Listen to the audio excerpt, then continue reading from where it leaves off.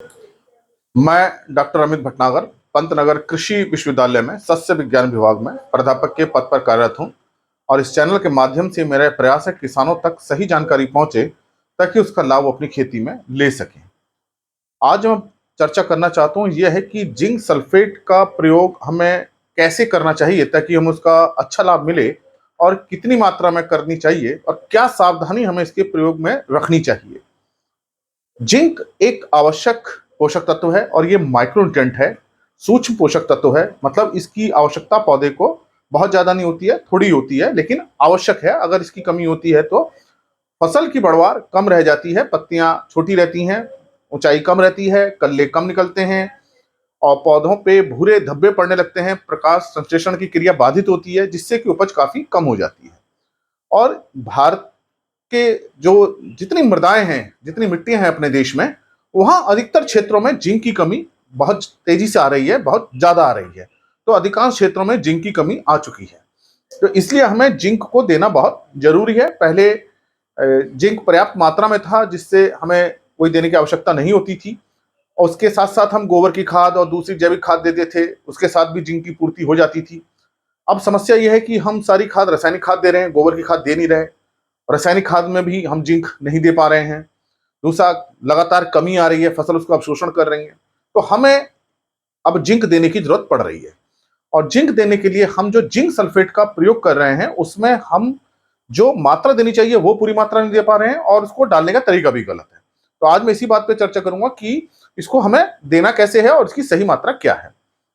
अगर हम zinc sulphate की बात करें तो देखिए, मार्केट में जो जिंक सल्फेट आता है वो दो तरह का आता है, तो हमें इसका ध्यान रखना है। जिंक सल्फेट जो है ये ZnSO4 जिसे हम कहते हैं, एक जिंक सल्फेट जो आता है वो 21% वाला आता है और एक आता है 33% वाला। 21% वाले में क्या है, 21% जिंक है और 33% वाले में 33% जिंक है। और इस बात को ध्यान रखिए कि जिंक सल्फेट में जितना जिंक होता है उसका लगभग आधा सल्फर होता है। तो इसका मतलब जिंक सल्फेट से हमें दो पोषक तत्व मिलते हैं और दोनों ही आवश्यक हैं। सल्फर जो गंधक है वो भी आवश्यक पोषक तत्व है। तो यहाँ 21% है तो इसका मतलब इसका आधा करीब 10 साढ़े 10% जो है सल्फर मिल जाता है और 33 मतलब यहाँ हमको करीब 16% तक हमें सल्फर मिल जाती है। तो ये इसका मतलब हमको दो पोषक तत्व मिलते हैं, ये एक अच्छी बात है। लेकिन हमें इसकी पहले मैं मात्रा पे बात करूं तो जो 21% वाली मात्रा है वो हमें थोड़ी ज्यादा देनी पड़ती है एकड़ में। तो सामान्य फसल जो हमारी धान्य वाली फसलें हैं, जैसे हमारा धान है, मक्का है, ज्वार बाजरा गेहूं, या दूसरी हमारी पल्सेज हैं, दलहनी फसलें हैं, मूंग है, उड़द है, अगर वहां जिंक की कमी आ रही है तो वहां जो जिंक हम डालते हैं, जिंक सल्फेट जो डालते हैं वो 10 किलोग्राम हम एकड़ का डालते हैं और ये मात्रा एक एकड़ के लिए पर्याप्त होती है 21% वाले की। तो इसकी मात्रा का हमें ध्यान रखना है कि अगर हमारे पास 21% वाला है तो हमको एक एकड़ में 10 किलो डालना है और 33% वाला अगर हमें, तो चूंकि देखिए इसमें जिंक की मात्रा ज्यादा है तो हमें जिंक सल्फेट की मात्रा कम करनी पड़ेगी। तो ये जो मात्रा आ जाती है ये करीब 6 किलो प्रति एकड़ की होती है। तो आप ऐसा ना करें कि आपने 33% वाला लिया और उसको 10 किलो एकड़ की दर से डाल दिया, तो उससे क्या होगा, आपकी वेस्टेज होगी जिंक की और जिंक ज्यादा चला जाएगा और ज्यादा जिंक जाने से उसके दुष्प्रभाव भी आते हैं। जब ज्यादा जिंक होता है तो फास्फोरस की अवेलेबिलिटी भी कम हो जाती है, वो आपस में दोनों में विपरीत संबंध होता है।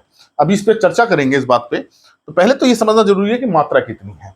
इसी प्रकार से अगर आप छिड़काव कर रहे हैं, अगर हमें छिड़काव करना पड़ रहा है खड़ी फसल में, तो इस जो 21% वाला है इसका हम करते हैं 5 ग्राम लेकर के हम प्रति लीटर पानी में इसका घोल बना के छिड़काव करना चाहिए। मतलब 0.5% का छिड़काव करना चाहिए। और अगर 33% वाला जिंक है तो आप 5 ग्राम मत रखिए, इसकी मात्रा कम कर दीजिए, 3 ग्राम प्रति लीटर बना के इस घोल बना करके इसका छिड़काव कीजिए। मतलब ये 0.3% का हो जाएगा। तो प्रतिशत में भी अंतर है, 21% वाले का हमें 0.5% की दर से करना है और 33% वाले का 0.3%, मतलब 3 ग्राम प्रति लीटर की दर से करना है। तो ये तो मात्रा में मैंने अंतर बताया कि मात्रा पे हमें ध्यान रखना है। फिर हम जो छिड़काव कर रहे हैं ये हमें सावधानी रखनी है। छिड़काव हमको 2 छिड़काव करने चाहिए। एक छिड़काव से अगर हमारी समस्या खत्म हो जाती है तो अच्छी बात है, लेकिन होता क्या है, जब फसल बड़ी होती है तो 15, 20, 25 दिन बाद जिंक की कमी के लक्षण नजर आने लगते हैं। पत्तियां पे भूरे धब्बे पड़ने लगते हैं, कत्थई कलर की हो जाती है। धान में तो खैरा रोग बहुत ही कॉमन है। तो धान में बहुत अधिक समस्या आती है और भी दूसरी फसलों में समस्या है। तो जैसे ही नजर आए जिंक की कमी, हमको इसका छिड़काव करना चाहिए और दूसरा छिड़काव 10-12 दिन बाद कर देना चाहिए। तो 2 छिड़काव की हमें जरूरत रहती है। बहुत ज्यादा अंतर रखना है तो 2 हफ्ते तक का अंतर रखिए, उससे ज्यादा का अंतर मत रखिए। तो 2 छिड़काव में ये समस्या खत्म हो जाती है। अगर नहीं होती है तो फिर 10 दिन बाद तीसरा छिड़काव कर देना चाहिए, लेकिन सामान्यतः 2 छिड़काव में ये समस्या खत्म हो जाती है जिंक की कमी की। तो आपको 2 छिड़काव करने चाहिए 10 से 12 दिन के अंतर पर। तो ये तो छिड़काव की बात है। अब हमें जो डालने की बात है, तो देखिए जो हमें जिंक सल्फेट देना है सारा का सारा हमें बुआई के समय देना चाहिए। इस बात को ध्यान रखें, खड़ी फसल में आप देंगे तो इसका बहुत ज्यादा लाभ नहीं मिलेगा। होता क्या है कि बुआई के 15-20 दिन बाद जिंक सल्फेट को हम डाल देते हैं, फिर सिंचाई कर देते हैं, तो जाता तो है मिट्टी में, जाता है जड़ों तक थोड़ा बहुत पहुंचता है, पूरा नहीं पहुंच पाता, तो उतना लाभ हमें नहीं मिल पाता है। तो जिंक सल्फेट का अगर आपको पूरा लाभ लेना है तो आपको बुआई के समय डालना है। और अगर आप नहीं डाल पाए हैं और जिंक सल्फेट आपको बाद में मिलता है और कमी आ रही है और आप चाह रहे हैं हम इसको डाल दें जमीन में, तब आप डाल करके सिंचाई कर दीजिए ताकि पानी के साथ बह कर घुल करके जड़ तक पहुंच जाए। जिंक क्या होता है, मिट्टी के अंदर ज्यादा नहीं चल पाता है, तो पानी में घुल करके भी ये थोड़ा बहुत ही जड़ों तक पहुंच पाएगा, पूरी मात्रा नहीं पहुंच पाएगी, लेकिन हाँ थोड़ी बहुत मात्रा पहुंच जाएगी। तो खड़ी फसल में अगर जिंक की समस्या आ रही है तो आपको छिड़काव करना उचित होता है। तो खड़ी फसल में जिंक सल्फेट ना डालें, आप उसका छिड़काव करें। और अगर नहीं कर पा रहे हैं फिर तो आप डाल करके ही सिंचाई करें, लेकिन ये बहुत अच्छा उपाय नहीं है। अच्छा उपाय यही है, खड़ी फसल में आपको छिड़काव करना है।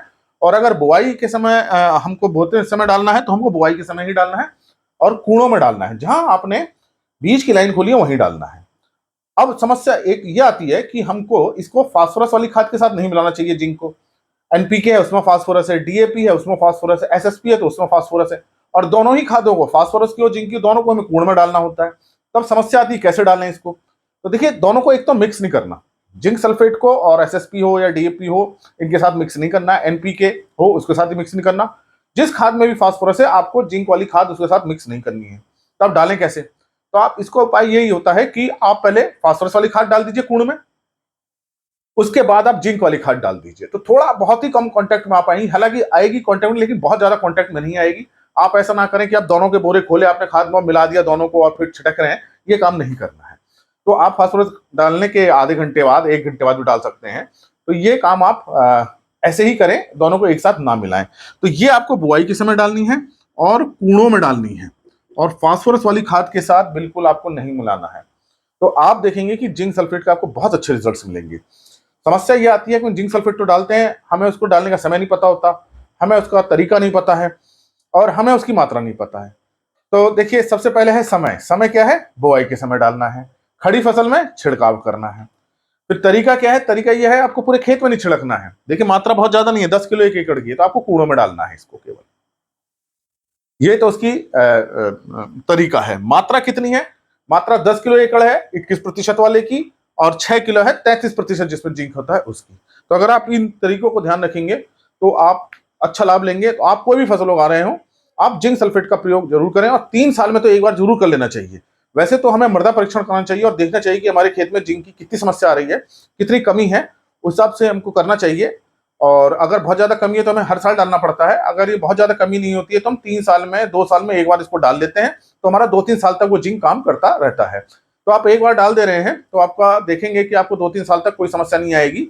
फिर जब 3 साल समस्या है फिर आप उसको डालिए, लेकिन आप रेगुलर मृदा परीक्षण कराते रहिए, क्योंकि ये सूक्ष्म पोषक तत्व है, इसकी कम मात्रा की जरूरत होती है। अगर ये ज्यादा मात्रा में चला जाता है तो ये पौधों के अंदर विष का काम करता है।